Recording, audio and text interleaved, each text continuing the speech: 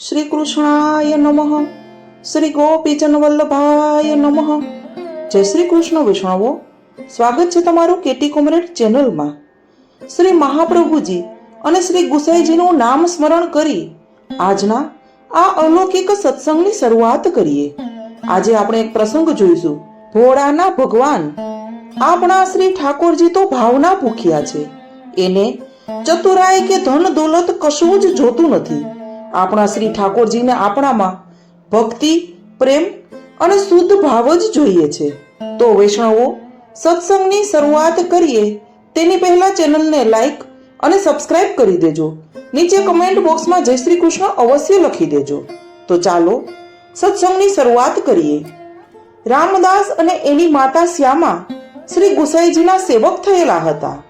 આપ શ્રીએ એમને સેવા માટે શ્રી ઠાકોરજી પણ પધરાવી આપેલા. પ્રભુની સારી કૃપા હતી. સાનું ભાવ જણાવતા.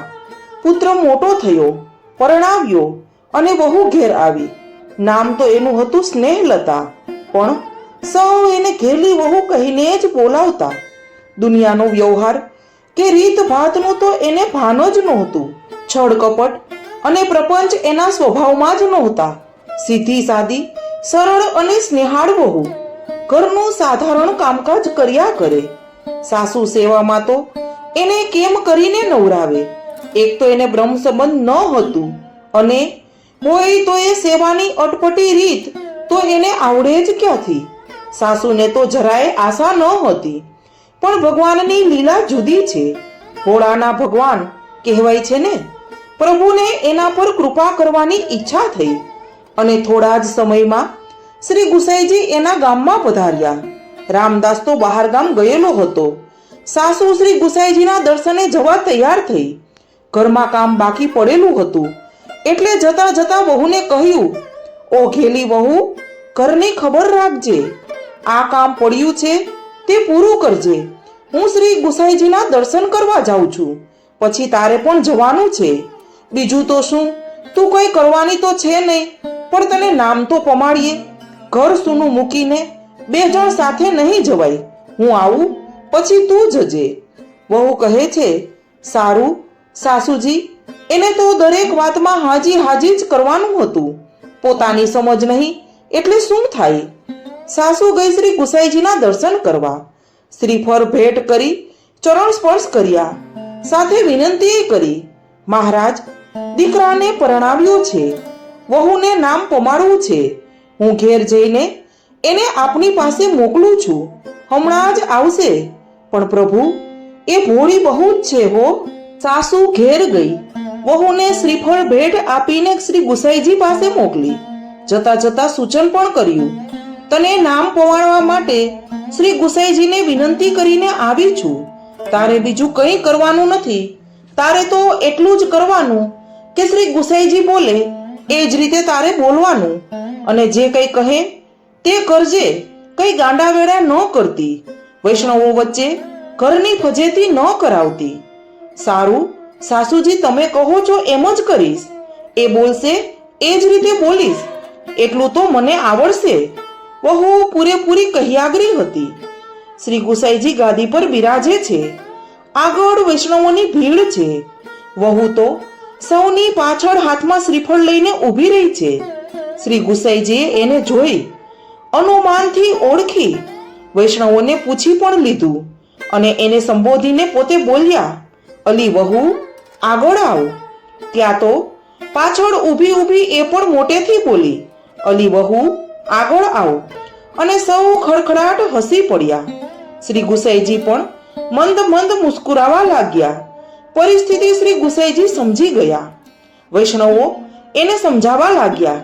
ત્યારે શ્રી ગુસાઈજીએ આજ્ઞા કરી, એની સાસુ મને કહી ગઈ છે કે બહુ કશું સમજતી નથી, માટે તમે કોઈ બોલશો નહીં.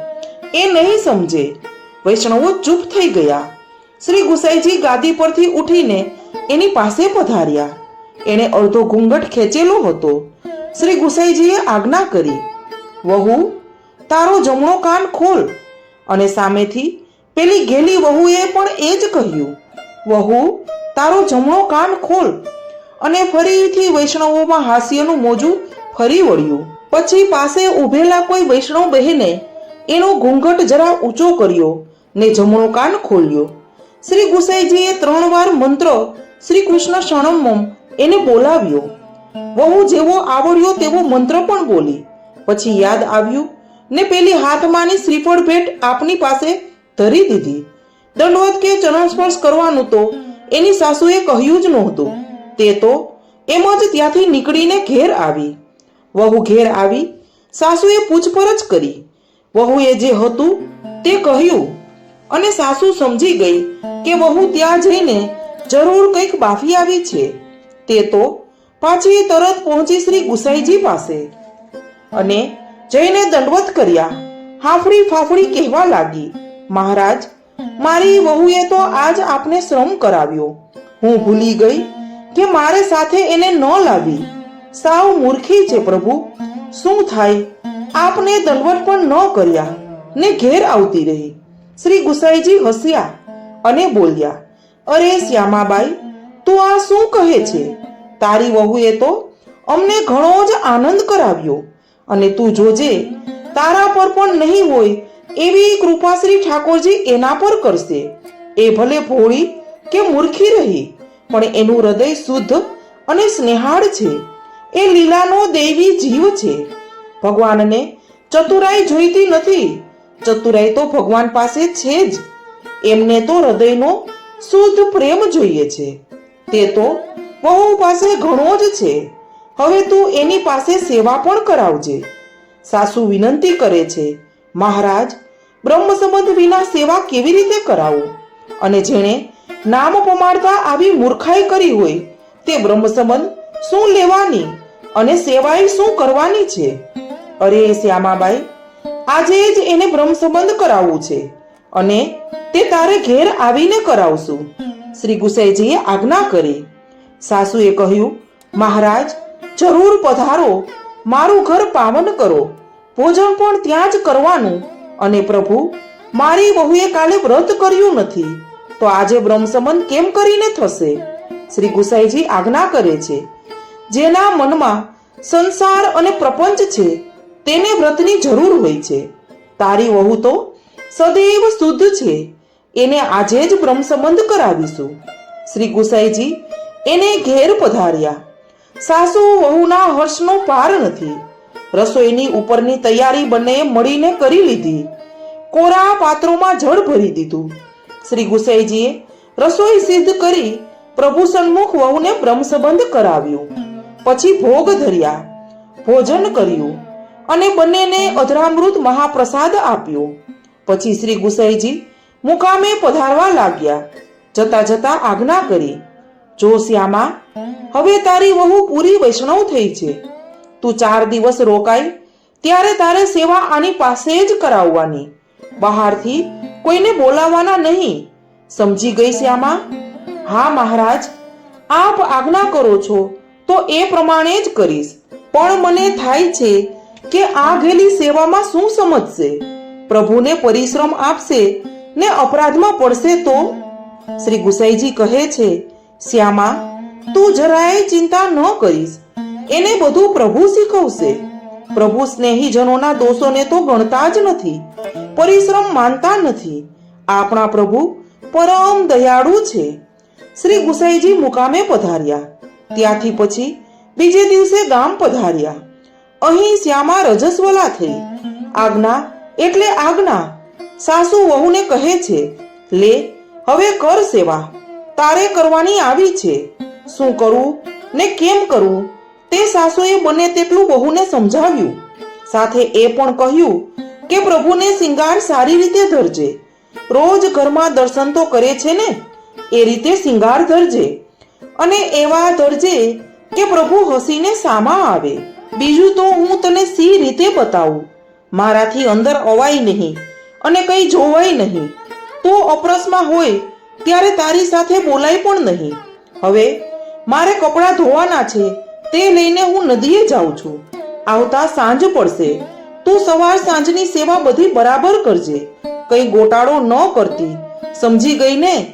સાસુ તો ગઈ. વહુના હર્ષનો હવે પાર નથી. એના મનમાં થાય છે કે શ્રી ગુસાઈજીએ કેવી કૃપા કરી. હવે મને સેવા કરવાની મળશે. હું એવી સેવા કરું, એવા શિંગાર ધરું કે પ્રભુ રાજી રાજી થઈ જાય. વળી એ વિચારે છે, સાસુએ સમજાવ્યું પણ મને બહુ સમજ પડી નથી. પણ શું વાંધો છે, ગુરુદેવે આજ્ઞા કરી છે કે શ્રી ઠાકોરજી બધું શીખવશે. વહુમાં બુદ્ધિ ઓછી છે પણ શ્રદ્ધા તો પૂરેપૂરી છે. દૈવી જીવ છે ને, દૈવી જીવો સ્વાભાવિક રીતે જ શ્રદ્ધાયુક્ત હોય છે. વિશેષમાં ગુરુદેવની પૂર્ણ કૃપા થઈ છે. વહુએ જલ્દી જલ્દી નાહી લીધું. ખૂબ કાળજીથી એક પછી એક કાર્યો કરતી જાય છે. દરરોજ સાસુજી જે કરતા તે જોયા કરતી. મંગળ ભોગ સરાવ્યા. પ્રભુને સ્નાન કરાવીને શિંગાર ધરવા બેઠી.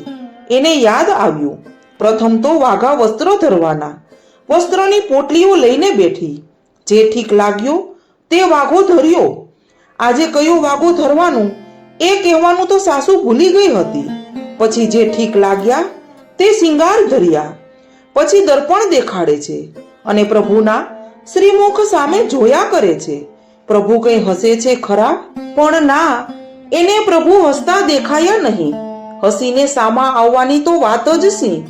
અને સાસુએ તો કહેલું કે પ્રભુ હસીને સામા આવે ત્યારે શિંગાર કર્યા કહેવાય. હવે શું થાય? બહુ ચિંતામાં પડી ગઈ. એને તો એ શિંગાર અને એ વાઘા વડા કર્યા. પોટકીમાંથી લઈને એક પછી એક વાઘા ધરતી ગઈ અને પ્રભુના મુખારવિંદ સામે જોતી ગઈ. હજુ પ્રભુ હસતા નથી. ત્યારે આજે કયો વાઘો ધરવાની આપની ઈચ્છા હશે? મને શું ખબર પડે? એ કંઈ કહેતાય નથી અને હસતાય નથી. જુદા જુદા વાઘા ને તેની પર પાછા જુદા જુદા શિંગાર અદલ બદલ કરી ને ધરતી જાય છે. ફરી ફરીને દર્પણ દેખાડતી જાય છે. જુએ છે કે પ્રભુ હજુ હસતા નથી. કલાકો વીતતા ગયા ને વધુ ગભરાતી ગઈ. હવે હું રસોઈ ક્યારે કરીશ? ભોગ ક્યારે ધરાશે? સાંજની સેવા તો પાછી બાકી. સાસુજી આવી પહોંચશે અને ખીજાશે.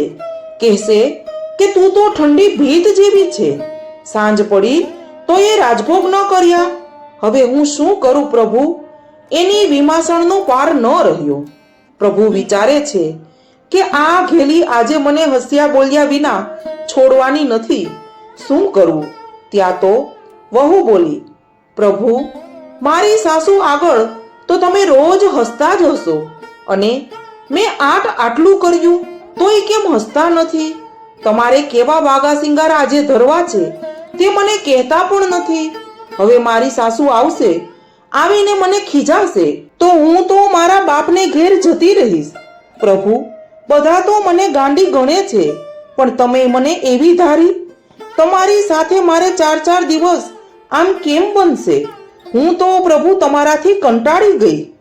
વહુના સ્નેહ ભર્યા આગ્રહ પાસે પ્રભુને નમતું મૂકવું પડ્યું. પોતે મનોહર હાસ્ય કરતા દર્શન આપ્યા અને બોલ્યા, ઓ ઘેલી, તું જે વાઘા શિંગાર ધરે તેનાથી હું પ્રસન્ન જ થઈશ. તારું કરેલું બધું જ મને ગમશે. તું ગભરાઈશ નહીં ને પિયર પણ જઈશ નહીં. મારે તો તારા જ હાથની સેવા લેવી છે. હવે વહુના જીવમાં જીવ આવ્યો. મનમોહનનું મનોહર શ્રીમુખ નિરખતા એવો અપાર આનંદ થયો કે એનો બધો જ થાક અને કંટાળો જતો રહ્યો. ઝટપટ રસોઈ કરી દીધી. રાજભોગ શયનભોગ ભેગા જ ધરી દીધા. કેમ કે સાંજ પડી ગઈ હતી. સાસુજીને આવવાનો વખત થઈ ગયો હતો. સાસુ ઘેર આવ્યા. વહુએ તો ભોળા ભાવે જે કંઈ બનેલું હતું તે બધું જ સાસુને કહી દીધું. એ પણ રાજી થઈ ગયા. બીજે દિવસે રામદાસ પણ ગામથી આવી ગયો. બંનેએ મળીને સેવા કરી. સાસુ નાહીને સેવામાં આવી એટલે પુત્રને શ્રી ગુસાઈજીના દર્શને મોકલ્યો. પોતે ત્યાંથી જે ગામ પધારેલા હતા તે ગામ નજીકમાં જ હતું. પુત્રને વહુની બધી વાતની ખબર પડી ગઈ હતી. શ્રી ગુસાઈજીએ રામદાસને ઘેલી વહુના સમાચાર પૂછ્યા. એણે તે દિવસે બનેલી બધી વાત શ્રી ગુસાઈજીને નિવેદન કરી. આપ પણ એ સાંભળીને પ્રસન્ન થયા અને સંદેશો કહેવડાવ્યો. તારી બાને કહેજે કે સેવા સિંગાર દરરોજ વહુ પાસે જ કરાવે અને પોતે રસોઈ કરે. બીજી ટહેલ તારે કરવાની. શ્રી ઠાકોરજી વહુની સેવાથી અધિક પ્રસન્ન રહેશે. એ લીલાનો શુદ્ધ દૈવી જીવ છે. પુત્રે ઘેર આવીને સમાચાર કહ્યા. તે દિવસથી દરરોજ એ ભોળી વહુને સેવા સિંગારની અતરંગ સેવા મળતી થઈ ગઈ. પ્રભુ સાથેની ઓટ તો છૂટેલી જ હતી. શ્રી ઠાકોરજી નિત્ય પ્રતિ હસે, બોલે, ખેલે ને આનંદ આપે. વહુના ભાગ્યનો પાર નહોતો. જેનું ભગવાન વરણ વિચારે છે, કૃપા કરે છે, તેને શું બાકી રહે? ગમે તેવા અયોગ્ય જીવને પણ ત્યારે ફલ સિદ્ધ થાય છે.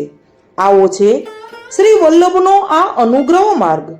શ્રુતિ કહે છે, નાયમાત્મા પ્રવચનેન લભ્ય ન મેધયા ન બહુના શ્રુતેન યમવેશ વૃણુતે તેન લભ્ય. પરમાત્મા પ્રવચનોથી, ઘણી બુદ્ધિથી કે ઘણા શ્રવણથી પ્રાપ્ત થતા નથી, પરંતુ જેનું વરણ વિચારી કૃપા કરે છે તેને જ પ્રાપ્ત થાય છે. તો વૈષ્ણવો, આપણા શ્રી ઠાકોરજીને નથી આપણું દ્રવ્ય જોઈતું કે નથી આપણી ચતુરાઈ જોઈતી, એને તો આપણામાં એના પ્રત્યેનો શુદ્ધ ભાવ જોઈએ છે. આપણા શ્રી ઠાકોરજી તો પ્રેમ અને ભાવથી રીઝે છે. તો વૈષ્ણવો, આપણા પર શ્રી મહાપ્રભુજીની એવી કૃપા થાય કે આપણામાં પણ શ્રી ઠાકોરજી પ્રત્યેનો ભાવ દ્રઢ થાય અને આ અવલૌકિક સત્સંગને શ્રી મહાપ્રભુજીના ચરણોમાં સમર્પિત કરી અહીં પૂર્ણ કરીએ. સર્વે વૈષ્ણવોને મારા જય શ્રી કૃષ્ણ.